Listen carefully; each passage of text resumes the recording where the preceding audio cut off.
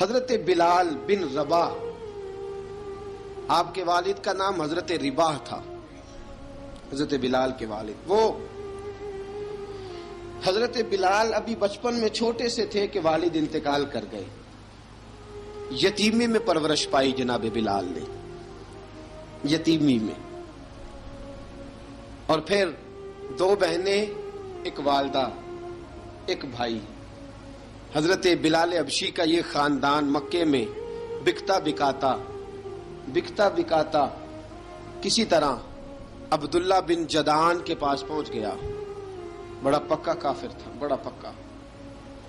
ذرا اسلام کی روشنی چمکی نہ تھوڑی سی، حضرت ابوبکر صدیق رضی اللہ تعالیٰ عنہ اس رستے سے گزرتے تھے، اس رستے میں حضرت بلال کام کاج کیا کرتے تھے، بڑے محنت، بڑے جفاکش، بڑے ہمت والے۔ حضرت صدیق اکبر نے ایک دن روک کے کہا، بلال کب تک تو اتنے خداؤں کو پوجتا رہے گا؟ کب تک تو اتنے خداؤں کو پوجے گا، جگہ جگہ ماتھا ٹیکے گا؟ یہ تجھے کبھی غلامی سے آزاد نہیں کریں گے۔ میں تجھے ایک دروازہ بتلاتا ہوں، اگر تو اس دروازے پہ آئے گا تو وہ تجھے مکے کی گلی سے اٹھا کے کعبے کی چھت پہ کھڑا کر دیں گے۔ گلی ہے میرے پاس، دامن مصطفیٰ سے جو بھی لپٹا وہ یگانہ ہو گیا، جس کے حضور ہو گئے اس کا زمانہ ہو گیا۔ حضرت بلال حبشی رضی اللہ تعالیٰ عنہ کو بات بتلائی، سلیم الفطرت آدمی تھے، سنجیدہ آدمی تھے، اچھا مزاج رکھتے تھے، فہم و فراست رکھتے تھے۔ جناب بلال نے کلمہ پڑھ لیا، کلمہ پڑھ کے نا تو سب لوگوں نے کہا، بہت سارے لوگوں نے اپنا اسلام چھپا کے رکھا ہوا تھا۔ دو واقعات ایسے ہوئے کہ حضرت بلال کا اسلام ظاہر ہو گیا۔ کسی کام سے بت خانے بھیجا عبداللہ ابن جدعان نے،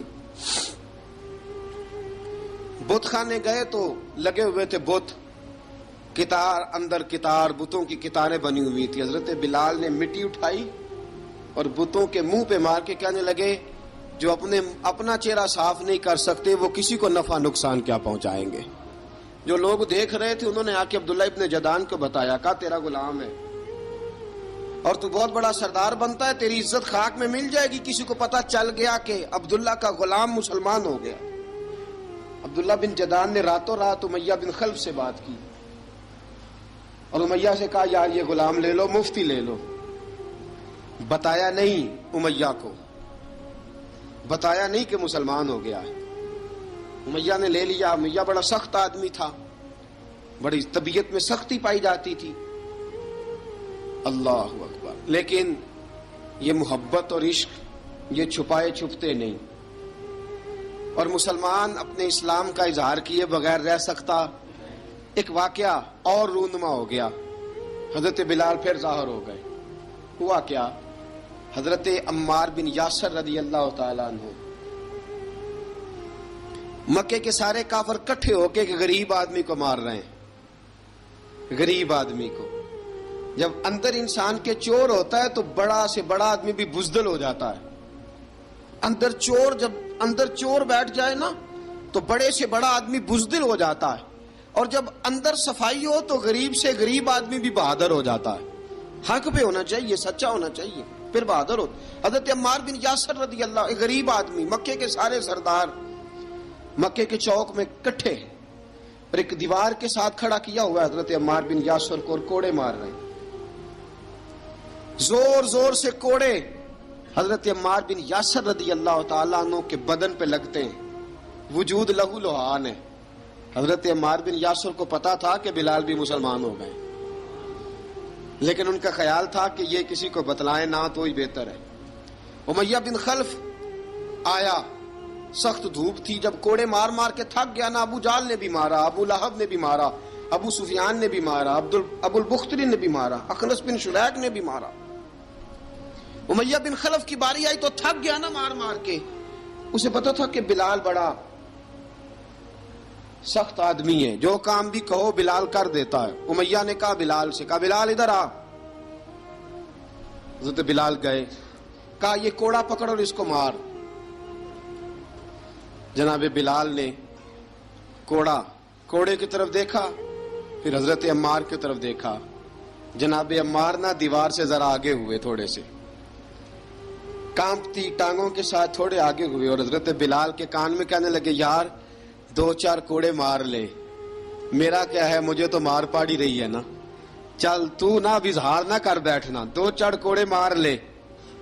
حضرت سیدنا بلال حبشی نے نظر اٹھائی، جب پتا ہونا کہ سامنے آگ ہے اس میں کودنا بڑا مشکل کام ہے، جب پتا ہونا سامنے دریا ہے اس میں چھلانگ لگانا بڑا مشکل ہے، موت نظر آ رہی ہو تو اس طرف قدم اٹھتے نہیں۔ حضرت بلال کو پتا تھا یہ سارے کٹھے ہیں اور مجھے بھی ماریں گے، کوڑا دیا ہے اور اسلام اجازت دیتا ہے رخصت کی۔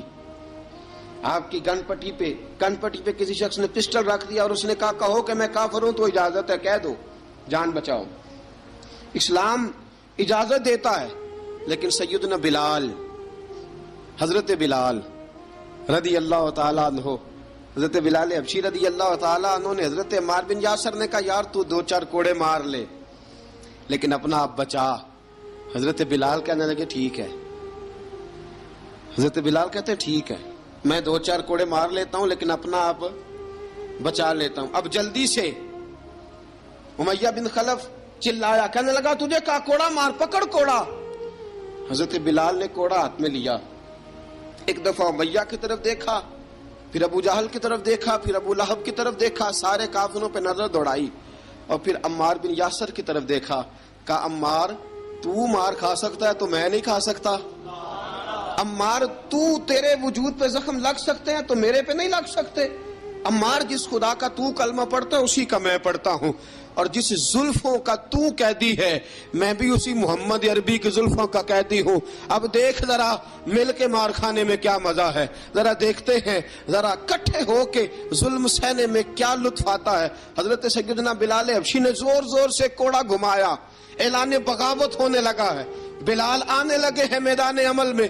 جناب بلال نے زور زور سے کوڑا گھمایا اور گھما کے دور پھینکا اور امیہ کی طرف دیکھ کے کہنے لگے یہ عمار اکیلا نہیں، اسے تنہا نہ سمجھنا، یہ اکیلا مار نہیں کھائے گا۔ اشہد ان لا الہ الا اللہ واشہد ان محمدن عبدہ ورسولہ، فرمایا تیاری کر کے نکلو، اب عمار اکیلا مار نہیں کھایا کرے گا، جب عمار مار کھائے گا تو اس کے ساتھ حصہ داری کرنے بلال بھی آیا کرے گا۔ حضرت بلال میدان عمل میں، اب کافروں پہ سناٹا چھا گیا۔ بلال تیری جرت، تیری یہ ہمت، تو انکار کرے، تیرا یہ چارہ، تیرے منہ سے یہ لفظ نکلے، ان الذین قالوا ربنا اللہ ثم استقاموا تتنزل علیہم الملائکہ الا تخافوا ولا تحزنوا وابشروا بالجنۃ التی کنتم توعدون۔ رب فرماتا ہے تم کہو میں نے اللہ کو مان لیا، رب کو مان کر پھر ڈٹ جانا، تمہاری دنیا مدد کرے نہ کرے اللہ تمہاری مدد کے لیے فرشتوں کا نزول فرما دے گا، لوگ مدد کرے نہ کرے اللہ کے فرشتے تمہاری مدد کریں گے۔ جناب سیدنا بلال نے اعلان کر دیا میں نہیں ماروں گا، ادھر آ ستمگر ہنر آزمائیں، تو تیر آزما ہم جگر آزمائیں، فرمایا کر لو تیاری آ جاؤ۔ اب وہ سارے نا کیونکہ سب سے سخت مشہور تھا نا امیہ، اب سارے دیکھنے لگے امیہ کی طرف، امیہ کو اب اسے سمجھ نہیں آ رہی میں کیا کروں۔ بلال نے تو کبھی نہ کی نہیں، تو جو کہتے تھے کر گزرتا تھا، یہ عجیب معاملہ ہے۔ کہنے لگا بلال تجھے پتا ہے تو کیا کر رہا ہے، تو نے جذبات میں آ کے اعلان تو کر دیا، تجھے اس کا پتا ہے؟ جناب بلال حبشی رضی اللہ تعالیٰ عنہ فرمانے لگے مجھے پتا ہے تو مجھے مارے گا، مجھے پتا ہے مجھے سزائیں دے گا، مجھے سارا پتا ہے، لیکن عقل کو تنقید سے فرصت نہیں، عشق پر ایمان کی بنیاد رکھ۔ فرمایا میں نے عقل کے گھوڑے دوڑانے چھوڑ دیے ہیں، بس کلمہ جو پڑھ لیا، جب اعلان جو کر لیا ہے، جب محبت جو کی تو اب اس میں کسی قسم کی مصلحت کی اجازت نہیں۔ اقبال کہتا ہے کہ پختہ ہوتی ہے اگر مصلحت اندیش ہو عقل، عشق ہو مصلحت اندیش تو ہے خام ابھی، اور بے خطر کود پڑا آتش نمرود میں عشق، عقل تھی محو تماشائے لبے بام ابھی۔ فرمایا عقل پختہ ہوتی ہے اگر سوچا جائے، عشق کے معاملے میں سوچا جائے تو عشق کمزور ہوتا ہے، وہاں سوچنے سمجھنے کی اجازت ہوتی نہیں۔ سوچنا سمجھنا تھا کلمہ پڑھنے سے پہلے، اب تو پڑھ لیا، اب سوچنے کا نہیں، اب عمل کرنے کا وقت ہے۔ اب جناب بلال پر